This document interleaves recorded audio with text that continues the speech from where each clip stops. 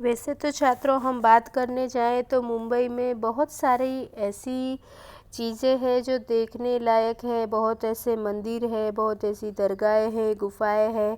पर यहाँ पर जो प्रचलित स्थान है उसका ही यहाँ पर उल्लेख हुआ है। तो चलिए देखते हैं। जुहू बीच के समीप इस्कॉन मंदिर आकर्षण का केंद्र है। जुहू बीच के पास में ही एक इस्कॉन मंदिर है। वो वहाँ पे भी आकर्षण का केंद्र, मतलब कि वहाँ पे भी बहुत लोग जाते हैं और वहाँ पे दर्शन करते हैं।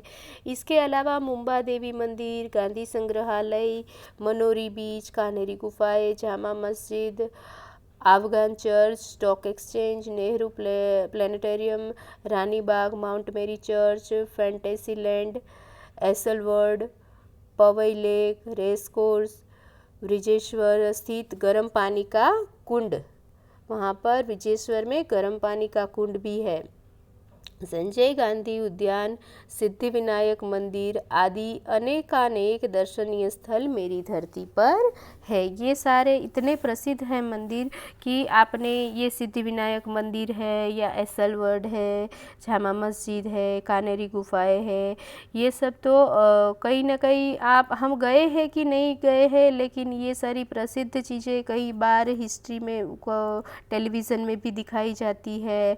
जब हिस्ट्री की बात आती है तो ये चीज़ भी हमें शायद आप सोशल साइंस में भी पढ़े हो, तो ये चीज़ें ऐसी है कि हम गए हो या नहीं गए हो, पर हमने ये चीज़ स्थान जो स्थल है सारे वो सुने हुए हैं। गेटवे ऑफ इंडिया से लगभग 11 किलोमीटर दूर एक छोटे से टापू पर एलिफेंटा की गुफा है। गेटवे ऑफ इंडिया से यहाँ मोटर बोट द्वारा पहुँचा जाता है। क्या लिखा है कि गेटवे ऑफ इंडिया से 11 किलोमीटर की दूरी पर एक एलिफेंटा की गुफा है। वहाँ से किसके द्वारा? मोटर बोट के द्वारा लोग जाते हैं। 6ठी शताब्दी में हिंदू राजा द्वारा बनाई गई इन गुफाओं में ब्रह्मा, पार्वती, नटराज की विभिन्न मुद्राएं हैं। किस किस की प्रतिमा है वहाँ पर? लक्ष्मी जी, ब्रह्मा, पार्वती और नटराज की यहाँ पर मूर्तियाँ हैं। बड़ी बड़ी है, वो भी विशाल मूर्तियाँ हैं।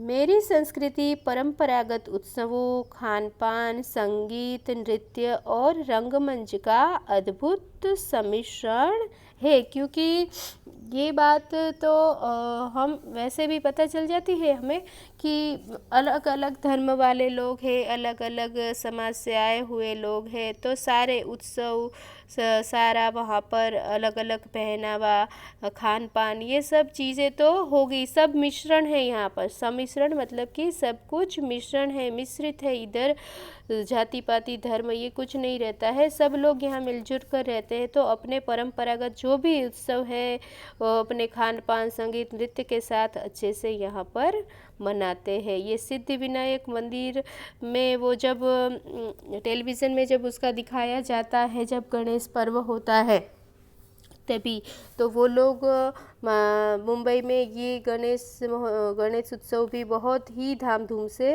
वहाँ पर मनाते हैं।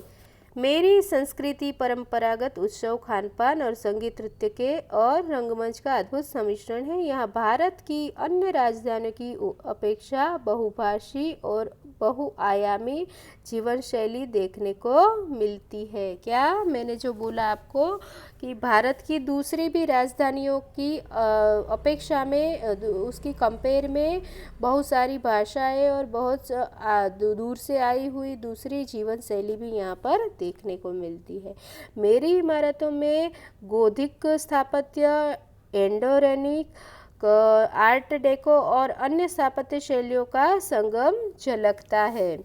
कला प्रेमियों की मेरी यहाँ कमी नहीं है, क्योंकि कलाकार सभी यहाँ पर आता है। अलग अलग कलाकार होते हैं कि जो कोई भी ड्राइंग में अच्छा होता है, रंगोली अच्छी बनानी आती है, या किसी में मैं पहले बोली कि जो टैलेंट होता है, अपने अपने में अलग अलग सबके टैलेंट रहते हैं। तो वो भी कोई कला प्रेमियों की यहाँ पर कमी नहीं है, सभी लोग यहाँ पर देखने को मिलते हैं। मैं भारतीय सिनेमा की जन्मस्थली हूँ, मतलब भारतीय सिनेमा है उसका जन्म यहीं पर हुआ था और भारतीय सिनेमा यहीं से शुरू हुआ था। दादा साहेब फाल्के का नाम तो आपने सुना ही होगा।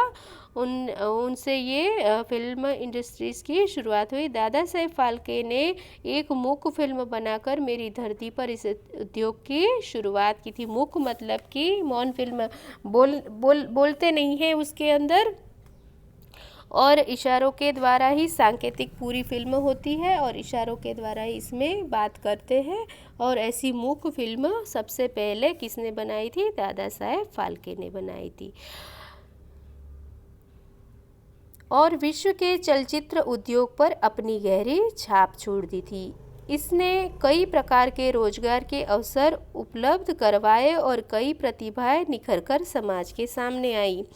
भारतीय सिनेमा बॉलीवुड के नाम से जाना जाता है। आज के समय में यह मनोरंजन का सबसे सस्ता और लोकप्रिय साधन है। बच्चों, देखा कि फिल्म इंडस्ट्रीज की शुरुआत हुई तो उससे कई सारी प्रतिभाएं निकल के आई।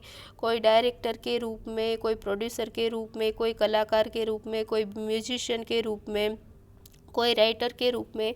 तो और सबको मतलब कि एक व्यवसाय भी मिल गया और अपनी प्रतिभा भी निखर के सामने आई। तो अपना टैलेंट दिखाने का भी एक मौका सबको मिला। तो ये चीज़ भी हुई है। भारत सिनेमा बॉलीवुड के नाम से जाना जाता है। आज के समय में लिखा है कि मनोरंजन है वो सबसे सस्ता। तो हाँ, हम भी मानते हैं कि टेलीविज़न पर हम अपने मनोरंजन के लिए कहीं पे जाए ना जाए, कुछ करे ना करे, पर हम माइंड अपना फ्रेश करने के लिए कई बार टेलीविज़न में कुछ न कुछ देख लेते हैं। अभी तो उसमें सब कुछ चीज़ें आती है, आपको सीरियल्स भी देखने को मिलती है, मूवी देखना चाहो वो भी देख सकते हो। धार्मिक सीरियल्स भी बहुत अच्छी आती है, सामाजिक मूवी भी बहुत अच्छी आती है, तो वो भी चीज़ हम देख सकते हैं।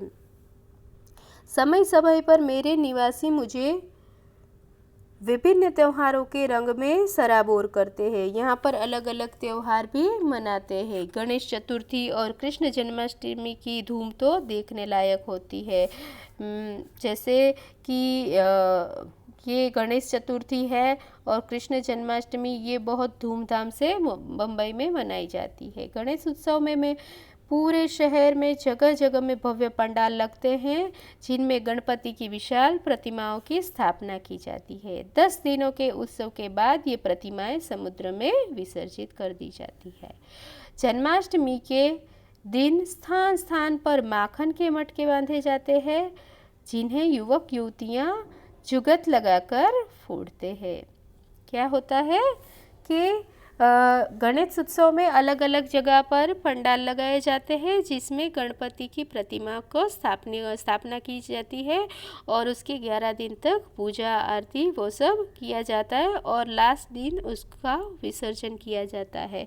और जब ये कृष्ण जन्माष्टमी होती है उसके दिन वहाँ पर मटके बांधते हैं माखन से भरे हुए और फिर जो बड़े बड़े युवक और युवतियाँ हैं वो ऊपर चढ़ के अपना जुगाड़ लगाकर उसको फोड़ते हैं। और ये चीज़ है जो कृष्ण भगवान ने जब हमारी धरती पर अवतार लिया था तभी कृष्ण भगवान ने किया था कि माखन वो ऊपर चढ़ के माखन फोड़ के मटकी से खाते थे। तो ये चीज़ भी परंपरागत हमारे उत्सवों में ये मनाया जाता है। मुंबई लोकल ट्रेन और डब्बा वाला के बिना तो मेरी कहानी अधूरी है। सही बात है छात्रों, मुंबई लोकल ट्रेन और डब्बा वाला है।